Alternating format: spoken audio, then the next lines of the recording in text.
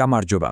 დღეს ვისაუბრებთ ერთ-ერთ ყველაზე მნიშვნელოვან, მაგრამ ამავდროულად ყველაზე არასწორად გაგებულ საკითხზე მართვისას, სამუხრუჭე მანძილზე. იცით, ეს არ არის უბრალოდ რაღაც თეორია მართვის მოწმობის გამოცდიდან. ეს არის ფიზიკა, რომელიც ყოველდღე წყვეტს. მივალთ თუ არა სახლში უსაფრთხოდ. აი დაფიქრდით. ყოველი მეხუთე ავარია, რომელსაც ახალ ამბებში ვხედავთ, ერთი ძალიან მარტივი მიზეზის გამო ხდება. მძღოლები ზედმეტად თავდაჯერებულები არიან და ფიქრობენ, რომ გაჩერებას იმაზე ბევრად სწრაფად შეძლებენ, ვიდრე ეს რეალურად შესაძლებელია. ყველაფერი კი სამუხრუჭე მანძილის არასწორ შეფასებამდე დადის.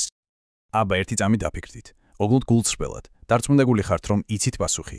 მოდით ერთად გავარკვიოთ, იმიტომ რომ რეალური რიცხვები, რომლებსაც ახლა ვნახავთ, შეიძლება სრულიად შოკის მომგვრელი აღმოჩნდეს. იმისთვის რომ გავიგოთ, რატომ ვცდებით ასე ხშირად, მოდით ჯერ დავშალოთ ნაწილებად, თუ რა ხდება სინამდვილეში იმ მომენტიდან, როცა საფრთხეს ვამჩნევთ, მანქანის სრულ გაჩერებამდე. ეს არ არის ერთი ელვისებური მოქმედება, ეს არის პროცესი, რომელიც ორი სრულიად განსხვავებული ეტაპისგან შედგება. უმეტესობას გონია, რომ სამუხრუჭე მანძილი მაშინ იწყება, როცა ფეხს მუხრუჭს დაადგამ. სინამდვილეში ყველაფერი ბევრად ადრე იწყება.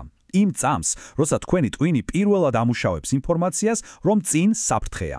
აი მთელი ეს გზა ფიქრიდან სრულ გაჩერებამდე არის ის, რასაც სამუხრუჭე მანძილი ქვია.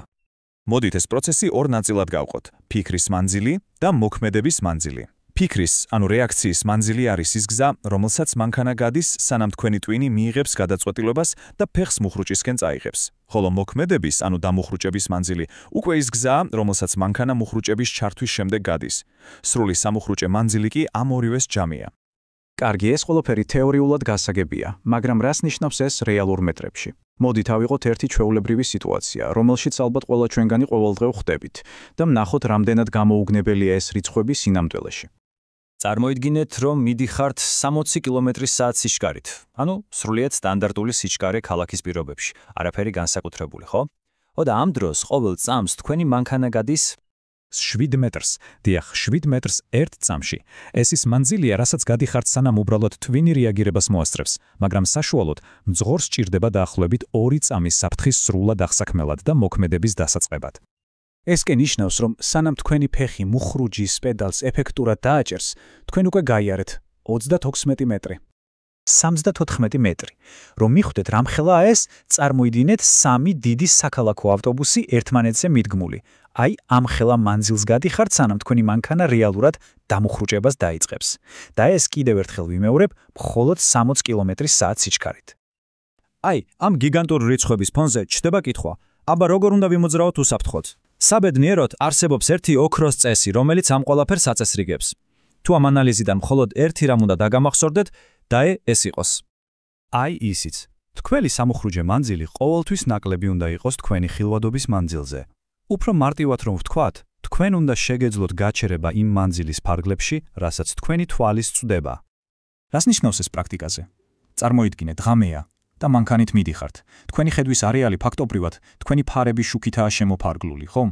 თუ ამ განათებულ მონაკვეთში უცებ გამოჩნდა რამე დაბრკოლება, ვთქვათ ბეტონის ბოძი, თქვენ უნდა შეგეძლოთ რომ სრულად გაჩერდეთ მანამდე, სანამ მას შეასკდებით. თუ თქვენი სიჩქარე იმდენად მაღალია, რომ ამას ვერ ახერხებთ, ესე იგი თქვენ ზედმეტად სწრაფად მოძრაობთ. მაგრამ საქმე ისა, რომ ეს ოქროს წესი მუდმივად იცვლება. ჩვენი 34 მეტრიანი მაგალითი ხომ იდეალურ მშრალ გზას ეხებოდა. რეალურ ცხოვრებაში კი უამრავი სხვა ფაქტორი შემოდის თამაშში, რომლებიც ყველაფერს ცვლის. ჭკვიანი მძღოლი გამუდმებით სვამს კითხვებს: როგორია ამინდი? სველია გზა თუ მოყინული?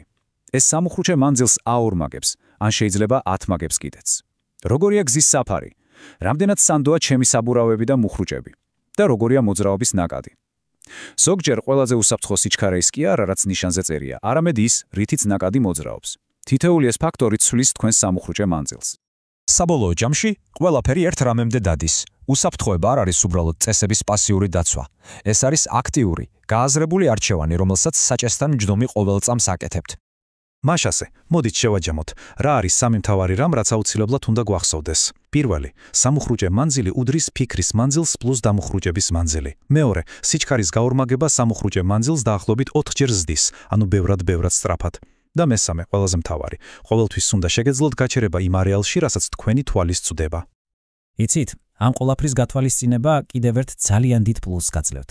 თქვენ თავიდან ირიდებთ პანიკურ უეცარ დამუხრუჭებას. ასეთი დამუხრუჭება ხომ თავისთავად საფრთხეა. შეიძლება უკნიდან დაგეჯახონ, ან სულაც მანქანაზე კონტროლი დაკარგოთ. სწორი სიჩქარე და დისტანცია უბრალოდ სიმშვიდეს განიჭებთ. ასე რომ, შემდეგ ჯერზე, როცა საჭეს მიუჯდებით, შეხედეთ სპიდომეტრს და ვკითხეთ საკუთარ თავს. ეს უბრალოდ რიცხვია, თუ ეს არის ჩემი გააზრებული არჩევანი და პასუხისგებლობა საკუთარი თავისა და ყველა იმ ადამიანის წინაშე, ვინც ჩემთან ერთად იზიარებს გზას. არჩევანი თქვენზეა.